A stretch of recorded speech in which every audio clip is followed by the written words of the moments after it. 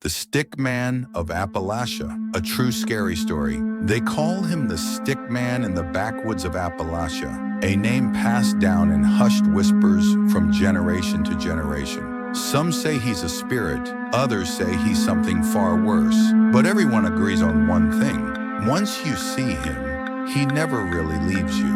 My grandfather was the first in my family to warn me. He grew up in a tiny mountain town in eastern Kentucky, the kind of place where the mist settles low every morning and the trees look like a wall of black teeth at night. He told me that when he was a boy, there were stories about a man-shaped thing made of twisted, broken sticks.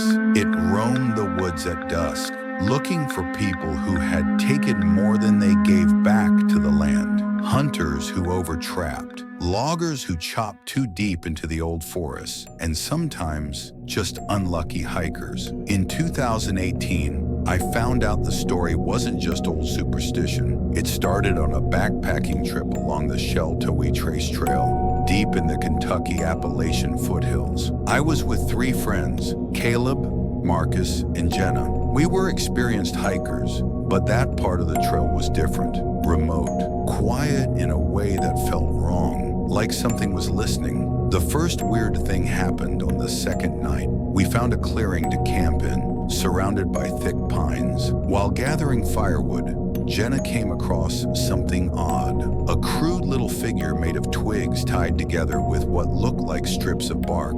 It was maybe 2 feet tall, standing upright in the dirt. Jenna joked it was Appalachian voodoo and kicked it over. That night around 2 a.m., we woke up to the sound of something moving just outside our tents. It wasn't an animal. The steps were too deliberate, too careful. Caleb whispered that he thought he saw a figure, tall and narrow, crouched between the trees. We convinced ourselves it was our imaginations and went back to sleep, but none of us slept well. By the third day, the woods felt heavier. The trees seemed closer together. We found more of those stick figures, dozens of them, hanging from branches, jammed into the soil, tucked between rocks.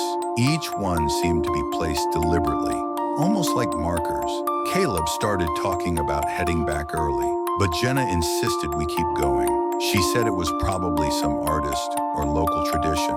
That night, the real horror began. Around midnight, Marcus shook us awake. He said he heard someone walking around the camp. Not a bear, not a coyote, someone, and they were mimicking our voices.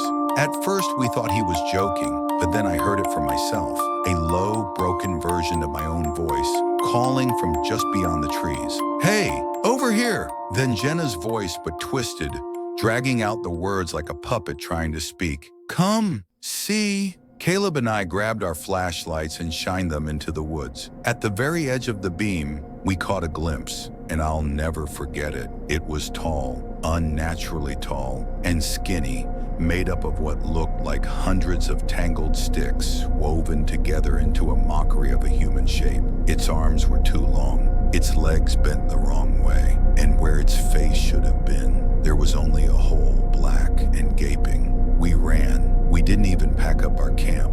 We grabbed what we could and sprinted down the trail, not caring if we were off course. The stick man followed us. We could hear the cracking and snapping of branches, feel the ground vibrate with its steps. At one point, I dared to look over my shoulder and saw it lurching after us, moving in twitchy, jarring motions like it was being jerked on invisible strings. And somehow, it was getting closer. It wasn't until dawn that we stumbled onto an old gravel road and flagged down a passing truck. An old man was driving, and when he saw how terrified we were, he didn't ask questions. He just told us to get in. Later, when we tried to explain what we'd seen, he grew pale and quiet.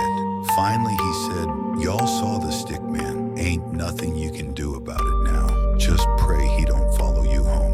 We tried to laugh it off afterward, tried to pretend it was all just fear, exhaustion, the tricks the dark plays on your mind. But things kept happening after we got back. Stick figures started appearing on my porch.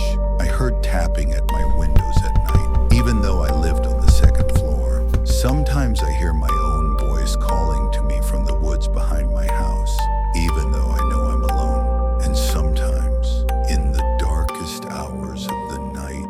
I see a shape at the edge of the trees.